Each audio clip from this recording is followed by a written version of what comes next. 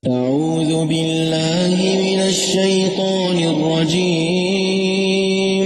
بسم الله الرحمن الرحيم. الحمد لله رب العالمين. الرحمن الرحيم. مالك يوم الدين. إياك نعبد وإياك نستعين. اهدنا الصراط المستقيم. صراط الذين أنعمت عليهم غير المغضوب عليهم ولا الضالين.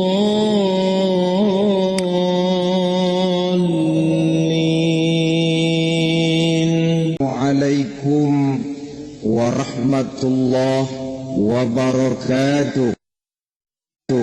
Waalaikumsalam warahmatullahi wabarakatuh.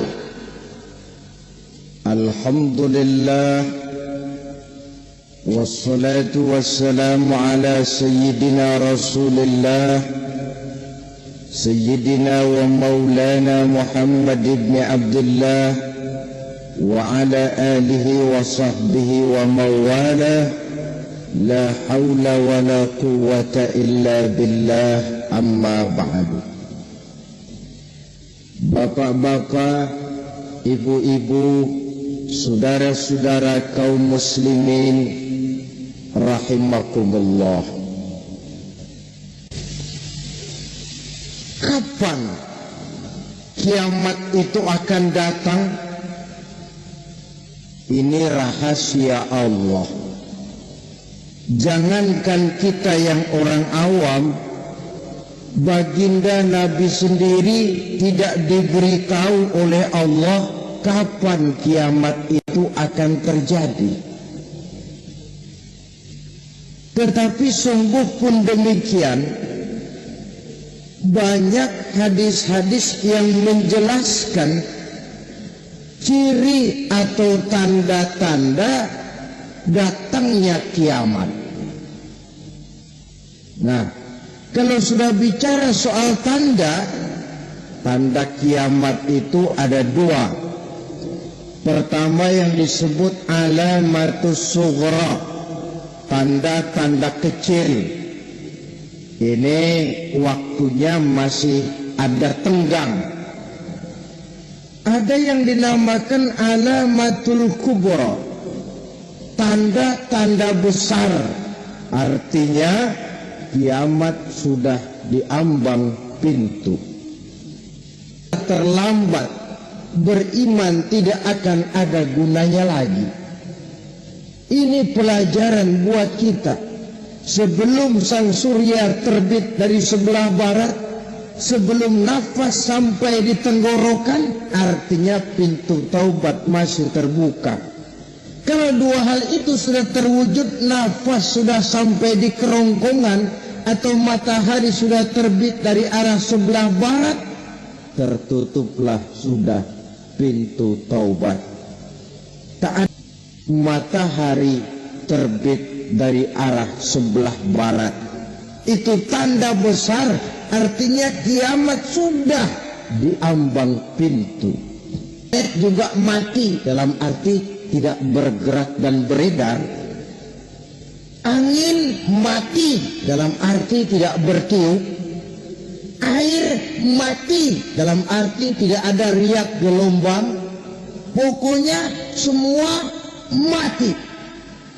Kullu nafsin za'iqatul maut, semua yang bernafas mati. Dalam ayat lain, kullu man 'alaiha fan, semua yang ada di permukaan bumi fana. Yang kekal cuma Allah subhanahu wa ta'ala. Yang paling belakang mati malaikat maut dan malaikat Israfil. Tapi mati juga sesuai dengan janji Allah. Menurut hadis Bukhari Muslim dari Abi Hurairah, masa tenggang waktu antara kematian total pada tiupan sangkakala pertama dengan proses kebangkitan pada tiupan sangkakala kedua 40 lamanya. Tidak dijelaskan oleh Abi Hurairah 40 jam, apa 40 hari, apa 40 tahun. Hadis cuma menyebutkan 40 saja. Sunyi alam yang tinggal cuma Allah saja lagi. Ketika itu Allah berseru-seru, katanya, limanil mulkul yawma, siapa para penguasa hari ini? Mana itu raja-raja dan penguasa yang dulu mengaku jadi Tuhan? Fir'aun, mana Fir'aun sekarang? Yang dulu jadi raja, merasa berhasil, sombong, lalu tidak mau turun-turun dari kekuasaannya, sampai kepada puncak kekurang ajarannya mengangkat diri jadi Tuhan. Mana itu Fir'aun? Namrus, mana sekarang Namrus? La ilaha illa ana, ternyata tidak ada Tuhan lain selain daripada aku, kata Allah. Proses kemudian, saudara-saudara, turunlah hujan dari langit.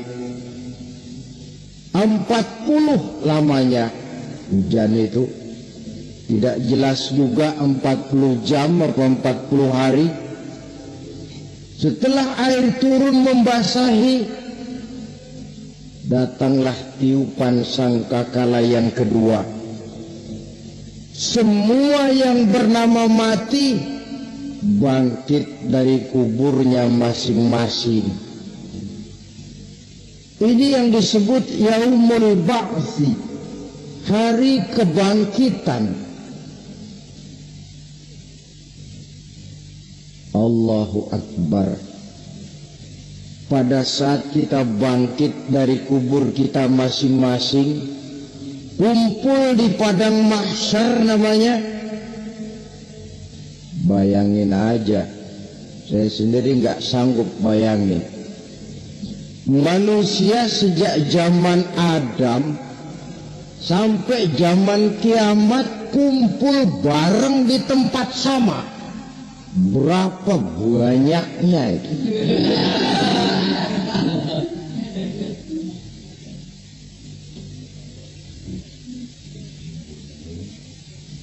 Dan yang luar biasa menurut satu riwayat, pada saat bangkit itu, Masya Allah, roman muka kita berubah,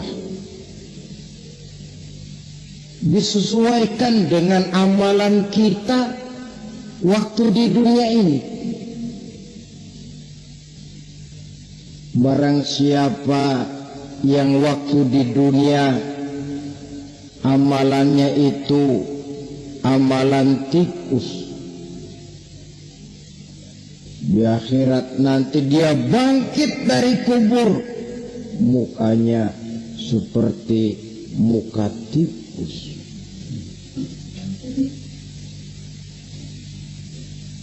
Gagah betul badannya, tapi mukanya seperti tikus. Kenapa? Amalannya waktu di dunia seperti amalan tikus. Apa amalan tikus itu? Suka ngegeragoti barang yang sudah disimpan rapi-rapi. Orang sudah simpan uang rapi-rapi, simpan perhiasan rapi-rapi, digeragoti oleh tikus. maling-maling, pencoleng-pencoleng, koruptor-koruptor. Itu nanti di akhirat nanti kita lihat mukanya seperti muka tikus. Oh, ini waktu di dunia suka nyolong, hanya seperti muka tikus. Barang siapa yang waktu di dunia ini amalannya itu amalan macan, dia akan bangkit nanti mukanya seperti muka macan. Apa amalan macan? Macan itu amalannya menang-menangan. Orang yang mau menang saja nggak mau mengalah. Coba lihat di hutan. Kenal hutan nggak? Di hutan, raja hutan di mana-mana pasti macan. Betul kan? Betul. Padahal hutan belum pernah bikin pemilihan umum. Tapi macan tidak peduli ada pemilihan umum apa tidak, pokok saya raja. Sebab apa? Macan jadi raja itu bukan karena benar, tapi karena kuat jadi raja. Setelah dia jadi raja, rakyat hutan yang mesti dilindungi malah dimakan oleh raja macan. Kambing rakyat hutan dimakan oleh macan. Ayam rakyat hutan dimakan oleh macan. Itu nanti kita lihat di akhirat itu mukanya seperti muka macan, gagah betul. Lalu barang siapa yang di dunia ini amalannya itu seperti amalan anjing, nanti dia punya muka seperti muka anjing. Apa amalan anjing? Pertama, anjing itu kalau disuruh jaga rumah, dia tidak bisa membedakan mana maling, mana tamu. Biar yang datang maling, kalau bawa tulang, anjing kalem. Yang kedua, anjing itu akan setia kepada siapa saja yang memberinya roti. Siapa yang memberinya roti, itulah majikannya. Apa kata majikannya, pasti dia laksanakan. Soal benar atau salah, dia tidak peduli. Setelah anjing dapat roti, dia tidak punya pilihan lain kecuali bilang, abdi mah kumaha juragan wae ayeuna mah.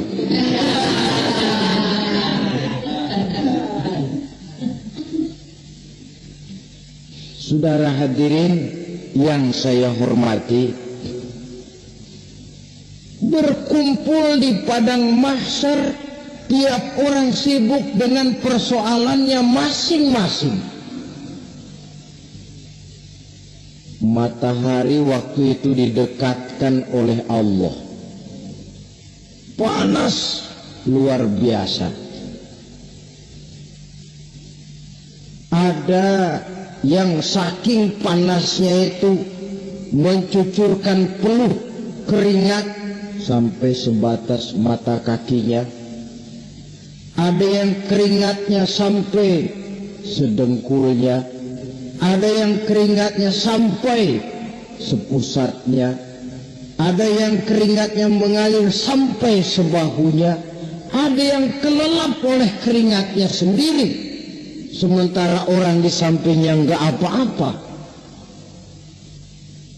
Bergantung lagi amalan dia waktu di dunia ini. Saudara-saudara,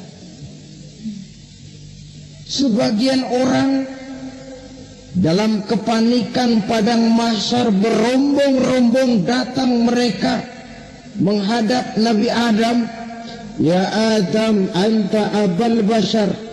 Hai Adam, Tuhan adalah bapak moyang manusia. Kami sebentar lagi akan disidang, dimintakan pertanggungan jawab. Tolonglah kami, hai Adam. Kata Nabi Adam, Jangankan nolongin sampean, saya sendiri tanggung jawab di hadapan Allah ketika dulu tidak boleh makan khurdi, saya serobot.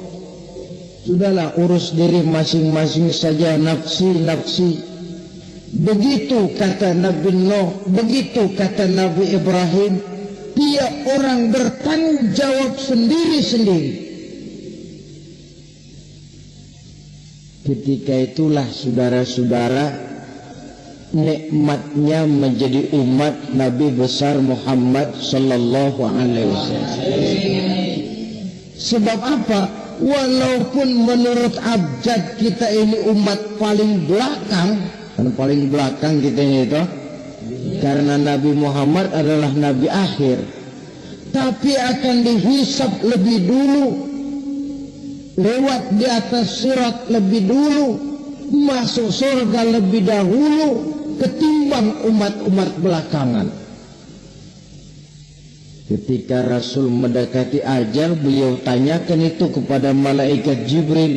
Malaikat Jibril berkata, Muhammad, jangan khawatir, Allah sudah berjanji, inni haramtul jannata ala sairil anbiya hatta tadkhulaha anta, wa haramtuha ala sairil umam hatta tadkhulaha ummatuka. Surga aku haramkan buat seluruh nabi kecuali kalau engkau Muhammad sudah masuk ke dalamnya, dan surga aku haramkan buat seluruh umat kecuali kalau umatmu Muhammad sudah masuk ke dalamnya. Logikanya, walaupun menurut abjad kita umat paling belakang, bakal dihisab paling dulu, lewat di atas sirat paling dulu, masuk surga paling dulu, kalau mampir ke neraka juga paling. Ya resiko. Jangan mau enaknya aja paling dulu. Saudara hadirin yang saya hormati, setelah masa kebangkitan itu jangan dikira begitu bangkit langsung diperiksa. Masih menunggu menanti ribuan tahun perhitungan padang mahsyar untuk sampai kepada proses yang disebut yaumul hisab, hari perhitungan. Seorang demi seorang bakal dipanggil. Bayangkan saja, kita se-RT saja di absen, kadang-kadang perlu waktu lama. Ini manusia sejak zaman Nabi Adam sampai datang hari kiamat, satu demi satu disidang di hadapan Qadhi Rabbul Jalil. Status sosial copot sudah waktu itu. Yang pernah jadi hartawan di situ tidak lagi kelihatan kehartawanannya. Yang pernah jadi jenderal tidak lagi dipanggil jenderalnya, yang ustadz tidak lagi dipanggil al-mukarramnya. Seluruh status sosial selesai. Dipanggillah kita seorang demi seorang menghadap Qadhi Rabbul Jalil. Bagaimana proses penghisaban itu? Pertama, proses tanya jawab.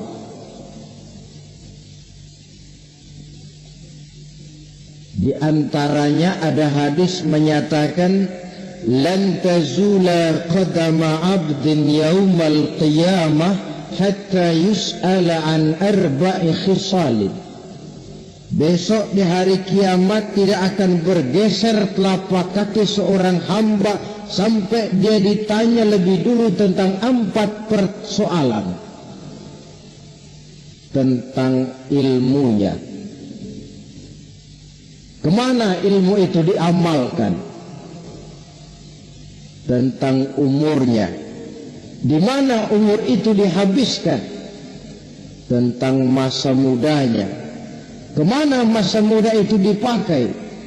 Tentang hartanya, dari mana harta itu didapat dan kemana harta itu dibelanjakan. Ini saudara hadirin yang saya hormati, oleh karena itu sebagai uraian akhir daripada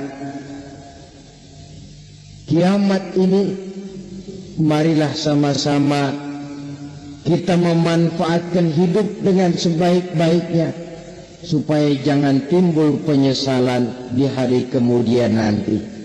Mudah-mudahan kita seluruhnya diselamatkan Allah dari azab neraka dan mendapat surga dan ridhonya. Sekian dan demikianlah pertemuan kita kali ini. Terima kasih banyak atas segala perhatian. Mohon maaf atas segala kekurangan. Usikum wa nafsi bitaqwallah. Wassalamualaikum warahmatullahi wabarakatuh.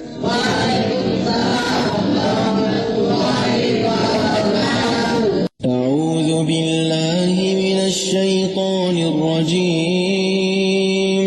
بسم الله الرحمن الرحيم.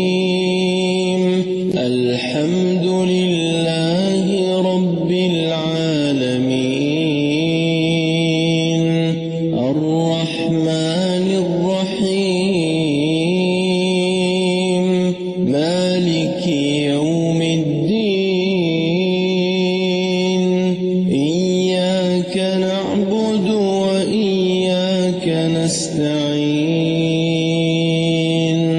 اهدنا الصراط المستقيم.